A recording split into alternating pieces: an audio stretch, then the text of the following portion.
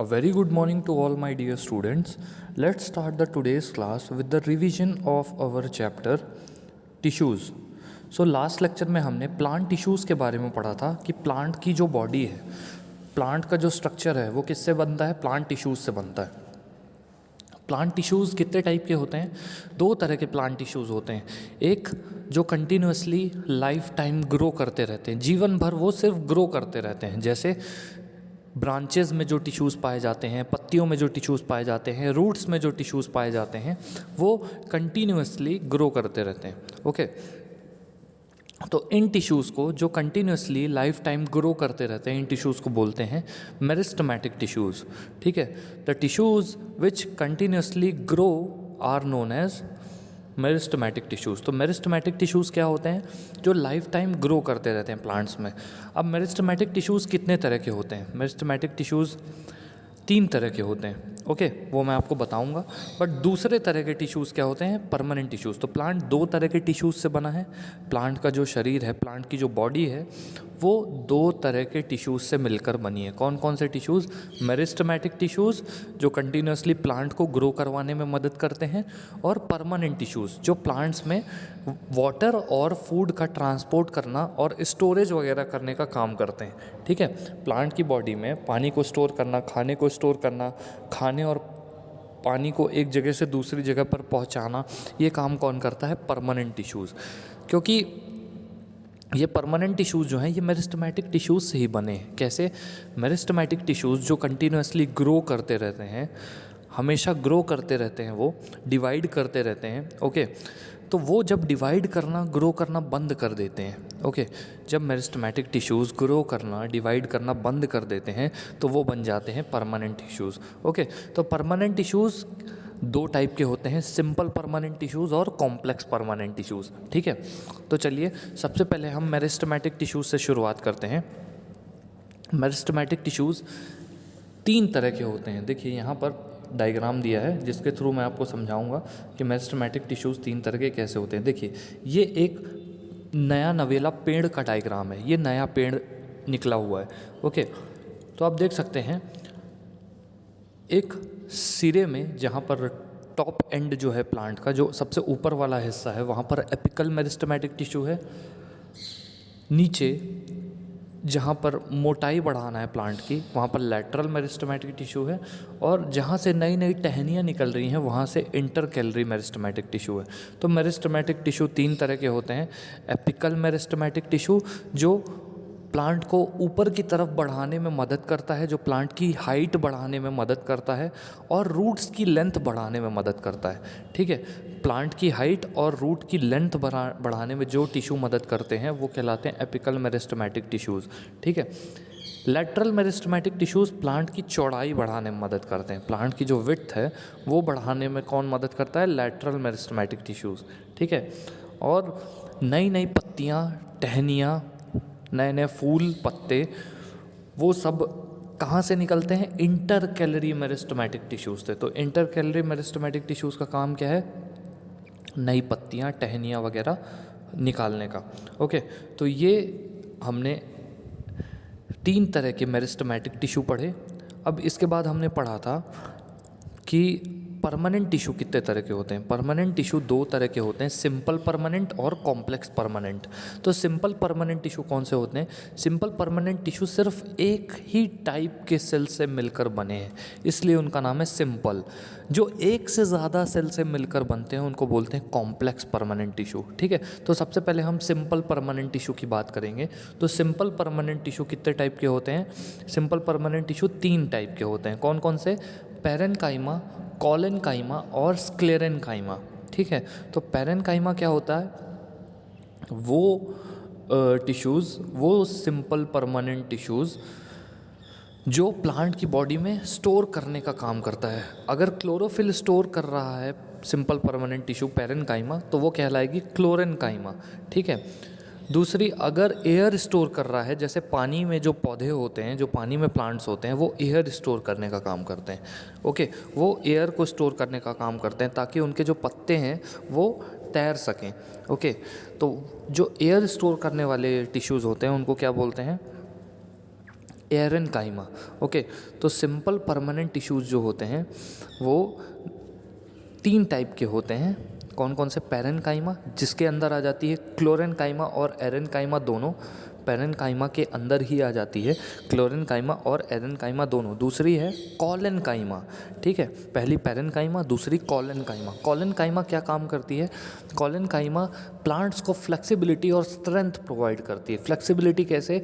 जब भी तूफान आया, आंधी आई, तो प्लांट्स टूटते नहीं हैं, जल्दी झुक जाते हैं। अनटिल एंड अनलेस बहुत तेज़ आंधी ना हो, बहुत तेज़ तूफान ना आए, तब तक प्लांट टूटते नहीं हैं। ओके, तो जो प्लांट की फ्लेक्सिबिलिटी है वो किसकी बदौलत होती है? वो यही कॉलेनकाइमा की बदौलत होती है, ठीक है। Flexibility in plants is due to the simple permanent tissue known as collenchyma. Okay, अब तीसरा सिंपल परमानेंट टिश्यू है स्क्लेरेनकाइमा। तीसरा कौन सा है? स्क्लेरेनकाइमा, ठीक है। तो ये जो स्क्लेरेनकाइमा होते हैं, ये पेड़ों की छाल हो गई, बार्क ऑफ द ट्री। नारियल आपने देखा होगा, तो जो सूखा हुआ नारियल हो गया, तो सूखे हुए नारियल का जो बाहर वाला पोर्शन है, जो आप छील करके हटा देते हो, जिसको आप हटा देते हो, वो कहलाता है क्या? वो कहलाता है स्क्लेरेनकाइमा। ओके, स्क्लेरेनकाइमा का बना होता है। तो डेड और हार्ड टिश्यू जो होते हैं, फाइब्रस टिश्यू होते हैं, वो कहलाते हैं स्क्लेरेनकाइमा। आपने बहुत बड़े बड़े पेड़ों को देखा होगा, उसके बाहर की जो स्टेम की जो लेयर है वो हार्ड हो जाती है, वो कड़क हो जाती है। वो कड़क किसकी मदद से हो जाती है? स्क्लेरेनकाइमा की मदद से। ओके, तो सिंपल परमानेंट टिश्यू 3 तरह के होते हैं। कौन सा? पैरेनकाइमा, कॉलेनकाइमा और स्क्लेरेनकाइमा। अब कॉम्प्लेक्स परमानेंट टिश्यू की बात करते हैं। कॉम्प्लेक्स परमानेंट टिश्यू मतलब क्या होते हैं? ऐसे परमानेंट टिश्यू जो एक से ज़्यादा सेल से मिलकर बनते हैं, उनको बोलते हैं कॉम्प्लेक्स परमानेंट टिश्यू, ठीक है। तो कॉम्प्लेक्स परमानेंट टिश्यू कितने टाइप के होते हैं? कॉम्प्लेक्स परमानेंट टिश्यू होते हैं 2 तरह के, जाइलम और फ्लोएम, ठीक है। जाइलम का काम क्या होता है? मिट्टी में जो पानी मौजूद है, उस पानी को जड़ों से लेकर हर एक हिस्से तक, प्लांट में हर एक हिस्से तक, एक एक पत्तियों तक उस पानी को पहुंचाने का काम किसका है? जाइलम का। तो जाइलम पाइप की तरह होते हैं, जो अपने अंदर से पानी को पास करा के जड़ों से कहाँ तक पहुंचा देते हैं? ऊपर तक पहुंचा देते हैं। ओके, तो ये होते हैं क्या? Xylem tissue. ओके, ये जाइलम टिश्यू को कॉम्प्लेक्स परमानेंट टिश्यू क्यों बोलते हैं? क्योंकि ये 4 तरह के सेल से मिलकर बनते हैं। जाइलम फाइबर्स, ट्रैकीड्स, वेसल्स और जाइलम पैरेनकाइमा, ठीक है। अब हम बात करें अगर फ्लोएम की, ये दूसरे तरह का कॉम्प्लेक्स परमानेंट टिश्यू है। फ्लोएम का काम क्या होता है? पत्तियों में जो फोटोसिंथेसिस प्रोसेस से ग्लूकोज बन गया है, या कार्बोहाइड्रेट बन गया है, या स्टार्च बन गया है, तो पत्तियों में जो ग्लूकोज बन गया है, उस ग्लूकोज को प्लांट की हर एक हिस्से तक, हर एक प्लांट सेल तक पहुंचाने का काम किसका होता है? फ्लोएम का। ओके, तो फ्लोएम भी 4 तरह के सेल से मिलकर बनता है, इसलिए वो भी कॉम्प्लेक्स परमानेंट टिश्यू है। तो ये हमने पढ़ा था प्लांट टिश्यूज़ में। अब हम पढ़ते हैं स्टूडेंट्स, एनिमल टिश्यू क्या होते हैं। एनिमल टिश्यू वो होते हैं जिससे मिलकर के एनिमल की बॉडी बनती है, ठीक है। एनिमल टिश्यू 4 तरह के होते हैं, ठीक है। यही 4 तरह के टिश्यू से हमारी पूरी बॉडी बनती है। अगर हम अपनी बात करें तो हमारी पूरी बॉडी किससे? इन्हीं 4 टिश्यूज़ से मिलकर बनती है। कौन कौन से टिश्यूज़ हैं? एपिथेलियल टिश्यू, जो हमारी स्किन है, जो हमारी चमड़ी है, वो किससे बनती है? एपिथेलियल टिश्यू से बनती है, ठीक है। फिर है कनेक्टिव टिश्यू, जो हमारी हड्डियाँ हैं। ओके, हड्डियाँ एक दूसरे से जुड़ी हुई होती हैं, तभी हम चल फिर पाते हैं, ठीक है, खड़े हो पाते हैं। हमारी जो हड्डियाँ हैं वो क्या होती हैं? वो होती हैं कनेक्टिव टिश्यू। हमारा जो ब्लड है वो भी कनेक्टिव टिश्यू है, ओके, क्योंकि वो भी पूरी बॉडी को कनेक्ट करके रखता है। हमारी हड्डियाँ भी पूरी बॉडी को कनेक्ट करके रखती हैं, ठीक है। तीसरा है मस्कुलर टिश्यू, जिसकी मदद से हम चल पाते हैं, चल फिर पाते हैं। मसल्स मूवमेंट करते हैं जिसकी मदद से हम चल फिर पाते हैं। तो मसल क्या है? मसल हैं हमारे muscular tissue, okay, muscular tissue से बनते हैं मसल। चौथे हैं हमारे nervous tissue, okay. Nervous tissue की मदद से हमें सेंस फील होता है। मतलब सेंस मतलब कोई भी चीज़ गर्म है, ठंडी है, किस चीज़ से खतरा है, किससे नहीं है, ओके, ये सेंस हमें नर्वस टिश्यू से फील होता है। ओके, तो जो भी स्टिमुलस है, जो भी टच वगैरह है, टच और दूसरे सेंसेशन जो है वो नर्वस टिश्यू के द्वारा फील होते हैं। ओके, तो ये 4 टिश्यूज़ हमको आज के लेक्चर में पढ़ने हैं। चलिए पहले टिश्यू यानी हम एपिथेलियल टिश्यू से शुरुआत करते हैं। एपिथेलियल टिश्यू हमारी स्किन में हमारी स्किन किससे बनी होती है? एपिथेलियल टिश्यू से बनी होती है। स्किन के साथ साथ हमारे जो ऑर्गन्स की कवरिंग होती है, किडनी की कवरिंग, लिवर की कवरिंग, यहाँ पर देखिए स्टमक बना हुआ है, तो स्टमक की भी कवरिंग किससे बनी हुई है? एपिथेलियल टिश्यू से।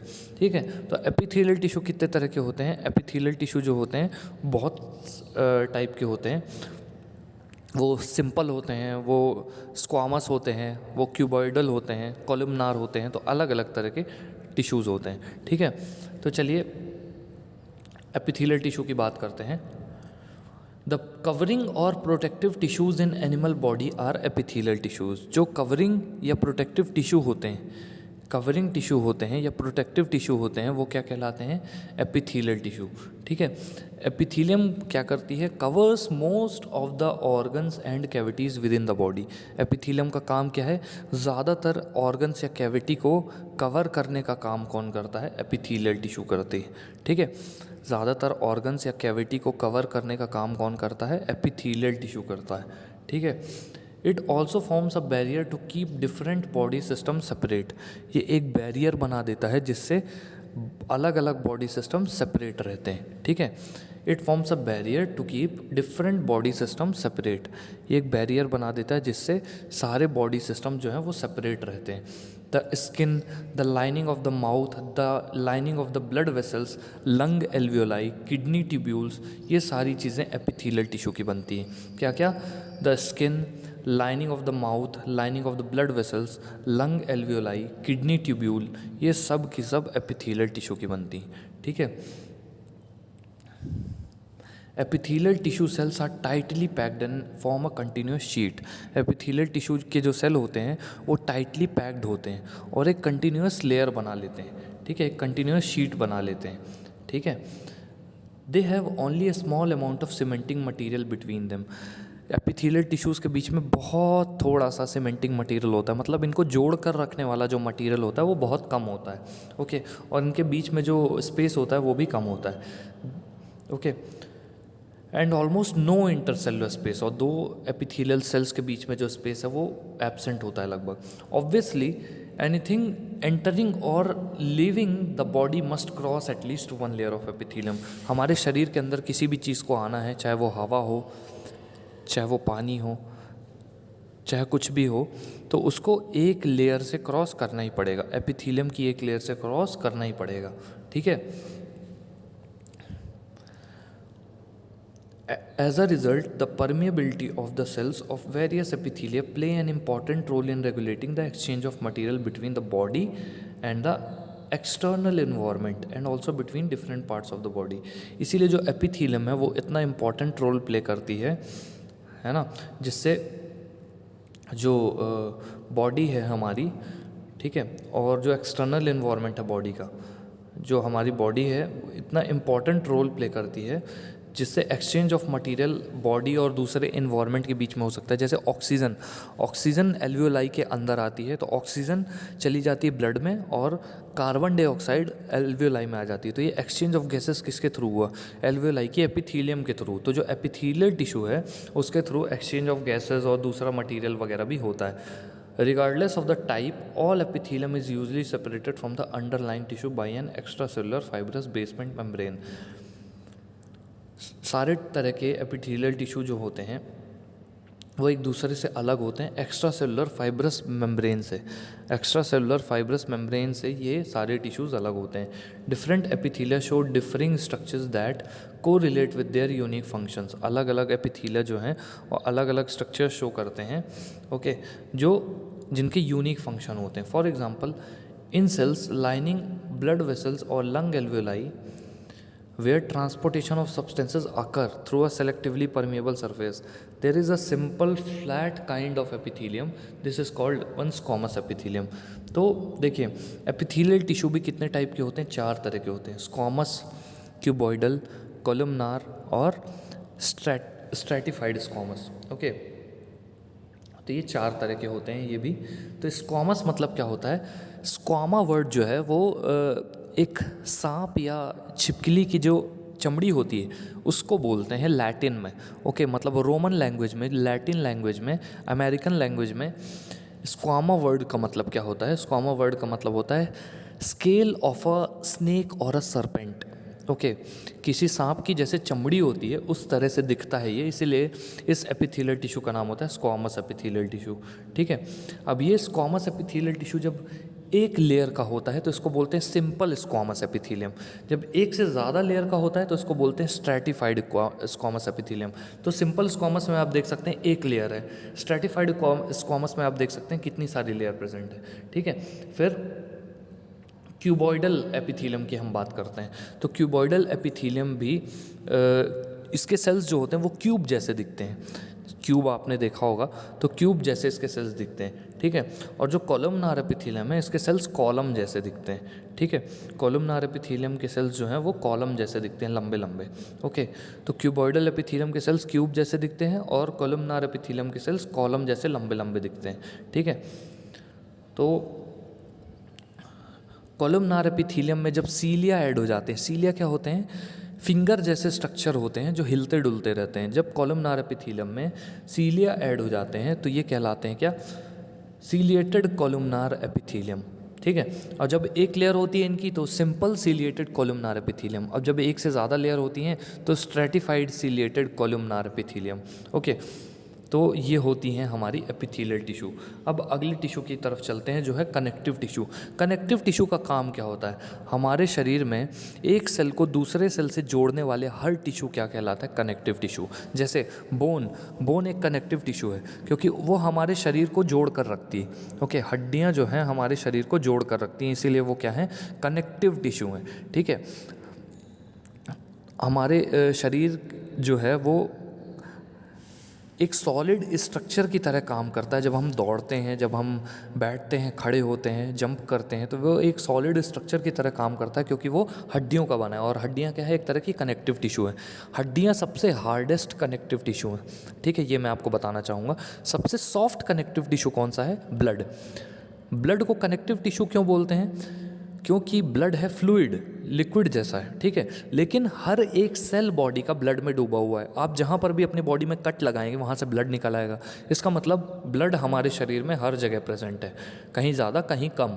ओके, तो जो कनेक्टिव टिश्यू है वो ब्लड है। ऐसा क्यों बोलते हैं, क्योंकि ब्लड हर एक सेल को, हर एक ऑर्गन को, हर एक टिश्यू को कनेक्ट करके रखता है। इसलिए ब्लड को क्या बोलते हैं, फ्लूइड कनेक्टिव टिश्यू। फ्लूइड क्यों बोलते हैं, क्योंकि वो लिक्विड है। ओके, और टिश्यू क्यों बोलते हैं, क्योंकि एक से ज़्यादा सेल से मिलकर बना है। आप देख सकते हैं ब्लड में रेड ब्लड सेल भी होते हैं, वाइट ब्लड सेल भी होते हैं, प्लेटलेट्स भी होते हैं। ओके, तो ब्लड एक से ज़्यादा सेल से मिलकर बना है, इसलिए उसको क्या बोलते हैं, फ्लूइड कनेक्टिव टिश्यू। ठीक है, अब चलिए रीड करता हूँ मैं और आपको एक्सप्लेन करता हूँ। Blood is a type of connective tissue. Blood एक कनेक्टिव टिश्यू है। Why would it be called a connective tissue, उसको कनेक्टिव टिश्यू क्यों बोलते हैं, ब्लड को कनेक्टिव टिश्यू क्यों बोलते हैं। A clue is provided in the introduction of this chapter. इस चैप्टर के इंट्रोडक्शन में इसका क्लू मिला हुआ है। Now let us look at this type of tissue in some more detail. इस तरह के टिश्यू को और डिटेल में देखते हैं। The cells of the connective tissue are loosely spaced.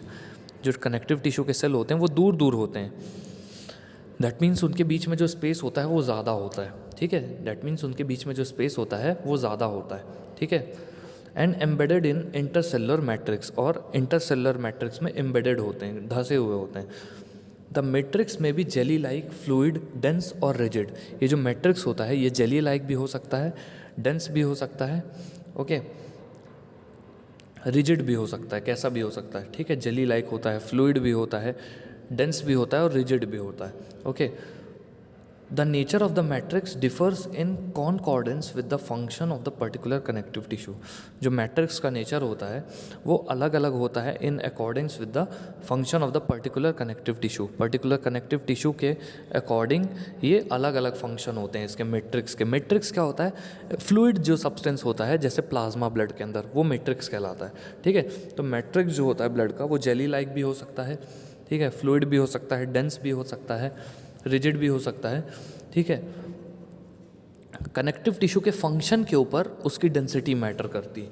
Okay, यहाँ पर देखिए ब्लड और उसके सेल्स बने हुए हैं। ए में क्या बने हुए हैं, ए में हम देख सकते हैं टाइप्स ऑफ ब्लड सेल बने हुए हैं। ए में कितने तरह के ब्लड सेल होते हैं, तो सबसे पहले वाइट ब्लड सेल बने हुए हैं। तो white blood cell neutrophil, eosinophil, basophil, lymphocyte, monocyte, platelets, ये कुछ सेल बने हुए हैं। ठीक है, यहाँ पर देखिए बहुत सारे सेल बने हुए हैं। ठीक है, जो क्या है, एक तरह से कनेक्टिव टिश्यू है। ठीक है, तो कितने तरह के कनेक्टिव टिश्यू बने हुए हैं? बोन बने हुए हैं, ब्लड बना हुआ है, हाइलिन कार्टिलेज बनी हुई। कार्टिलेज क्या होती है? कार्टिलेज मैं आपको बताना चाहूँगा। कार्टिलेज हमारे जो नाक, आप अपनी नाक को यहाँ वहाँ हिला डुला सकते हैं अपने हाथ से, अपने कानों को मोड़ सकते हैं, तो हमारे कान और नाक में कार्टिलेज मौजूद होती है, हमारे नाखूनों में भी कार्टिलेज मौजूद होती है। ओके, तो कार्टिलेज एक ऐसा टिश्यू होता है जो फ्लेक्सिबिलिटी प्रोवाइड करता है। ऑल्दो ये बहुत मजबूत होता है, लेकिन ये फ्लेक्सिबिलिटी प्रोवाइड करता है। ठीक है, अब कार्टिलेज की बात आ ही गई है, तो मैं आपको लिगामेंट और टेंडन भी समझा देता हूँ। लिगामेंट क्या होता है, मैं आपको बताना चाहूँगा। जो बोन से बोन को कनेक्ट करता है, एक हड्डी को दूसरे हड्डी से जो जोड़ता है, वो कहलाता है लिगामेंट।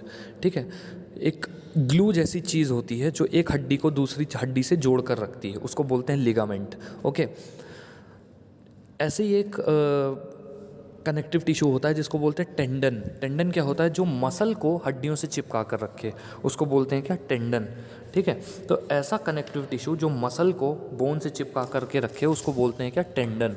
ओके, और बोन टू बोन को कौन जोड़ता है? बोन से बोन को कौन जोड़ता है? ये जोड़ता है लिगामेंट। ओके, अब चलिए आगे बढ़ते हैं।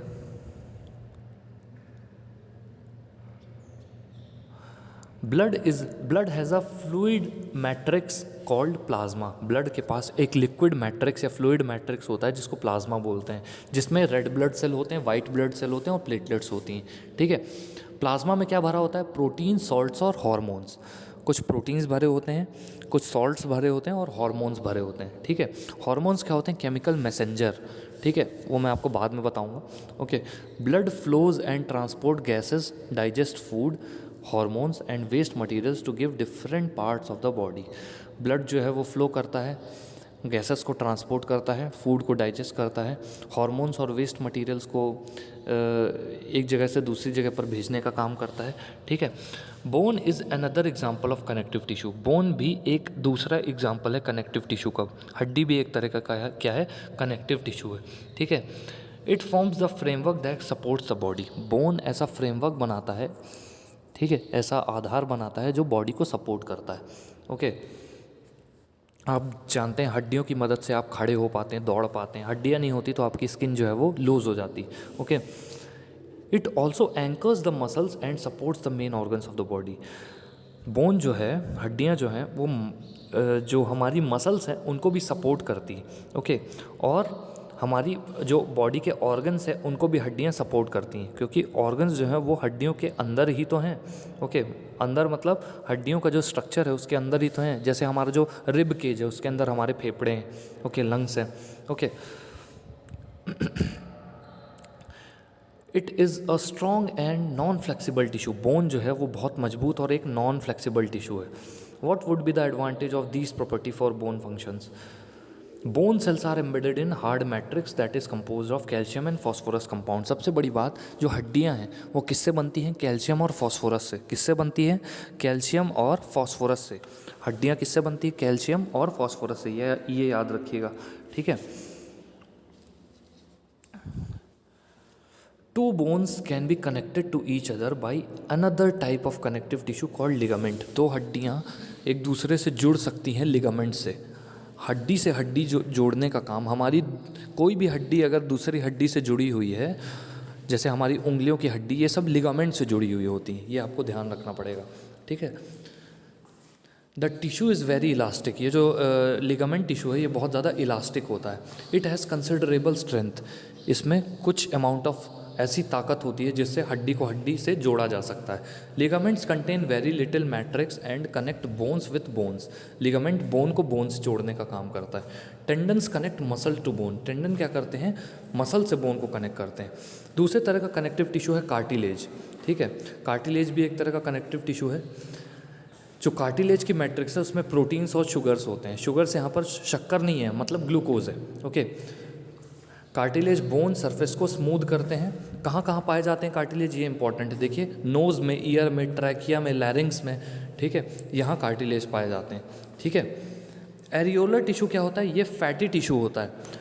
जिन लोगों की टमी निकल आती है, जिन लोगों का पेट निकल आता है, उनकी बॉडी में एरियोलर टिश्यू बहुत ज़्यादा बढ़ जाता है, ठीक है। Areolar tissue is found between skin and muscle, skin और मसल्स के बीच में एरियोलर टिश्यू पाया जाता है, ठीक है।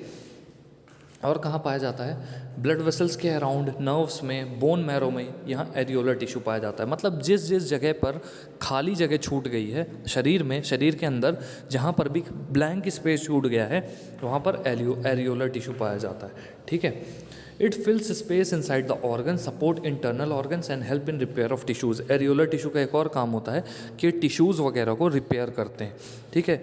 ये टिश्यूज़ वगैरह को रिपेयर करने का काम करता है, ठीक है। Where are fats stored in our body, fats कहाँ स्टोर होते हैं हमारी बॉडी में, फैट्स एडिपोज टिश्यू स्टोर करते हैं। जो हमारी बॉडी में फैट होता है वो एडिपोज टिश्यू होता है बेसिकली, ठीक है।